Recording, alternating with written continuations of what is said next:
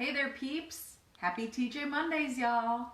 It's me, your girl, Katie, coming to you live with another fun TJ Mondays. And today we're talking about Snick Snacks, aka some hummus that I've been making. I decided to mix it up a little bit, but I don't have tahini in the household, so I've been making hummus without tahini and I've just been using olive oil instead. But before we get started, shout out below where you're tuning in from. Is this your first time watching or is this multiple times watching? And if you're new, I just want to welcome you. And if you're a long time listener, share the little button down at the bottom because the more that you share, the more that you care, because people want to hear about these fun tips from Trader Joe's. So a little bit about me. Again, I'm Katie. I'm a full-time dietitian, a full-time mom, 2 little kids in the house, and just trying to survive the Monday through Friday grind. And I'm just trying to share with you my love of all things Trader Joe's, just to make your life a little bit easier, and hopefully you can find some tips that you can use in your household that put a little smile on your face. And let me know some of the tips and tricks that you've used, because that makes me really happy. And if you don't follow me already, follow me on Instagram at Sprinkled Salt RD or on YouTube, Sprinkled Salt. So today what we're making is hummus. And like I mentioned before, I don't have any tahini, which is sesame seed. I don't like keeping it in the fridge. I don't make hummus often enough to use it up. So I'm making hummus with garbanzo beans, chickpeas. So I always have these on hand because I find that they're like more of a heartier bean in general. I have like a whole thing of beans, a whole drawer of them. When people come over my house, they make fun of me a little bit for how many beans I have, but you know what? They're heart healthy for you and they're a good source of protein and fiber.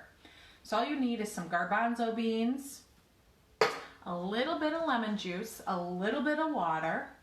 You also need some olive oil, salt, garlic, cumin, and today I'm putting everything but the bagel in there. So if you have this seasoning, you're gonna bust this bad boy out. So let's get into it. So I just dumped this into a strainer, rinsed it, kind of dried it off a little bit, and put it into my food processor. Now, a food processor, if you don't have one, I think that they're honestly worth it. I have a mini one. I'm not able to fit enough things in there. So get a big food processor. I think this is something you are going to use. And I also, instead of using, I got garlic scapes in my CSA this past week. So I just cut up a little bit of these, oops, and I already put them in here. I don't know if you can tell. I should have minced them. Oops, should have minced them. You can also use, like if you have minced garlic that's in the fridge, or if you don't have any garlic on hand, you can always use garlic granules that you have in your dried seasonings, okay? But I use garlic scapes. I should have minced them, but I didn't. So I did about 1 clove worth, or a little bit more, because I like garlic, so just add until you taste it. Then what you can add is 3/4 a teaspoon of cumin. I added 1 teaspoon of everything but the bagel. And then I added, of course, salt. I always add the high end of salt, so probably like a 1/2 teaspoon of salt. So I'm just gonna dump that in. Already starting to look delicious. Then I added about 3 tablespoons of water and about 1 big tablespoon of lemon juice.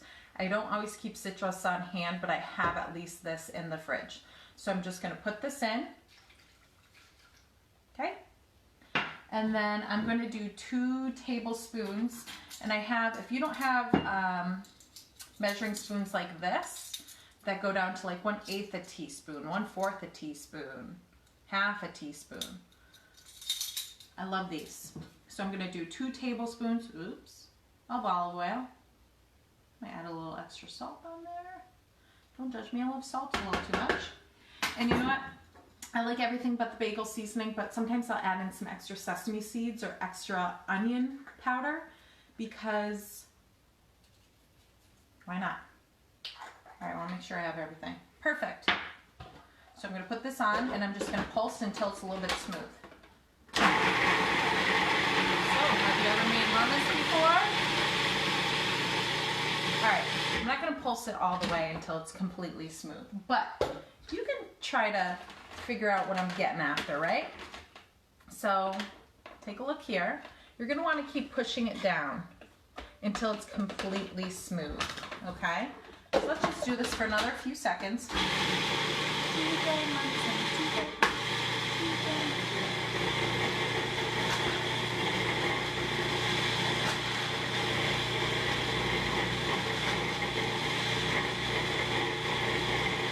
Let's take a look. All right, so what I might do is add a little bit more water and just keep pureeing it until it looks more smooth, more like hummus, right? Let's just take a little taste. See what we're getting after, right? So it doesn't need to be crumbly. I think that's gonna be good. I think I might add more. I'm gonna add more salt. No, I'm gonna add a little bit more everything but the bagel. I'm gonna puree it a little bit more.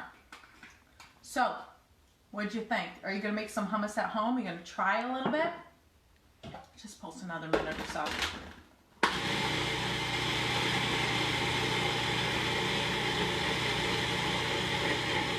Why buy stuff at the store if you can just make it?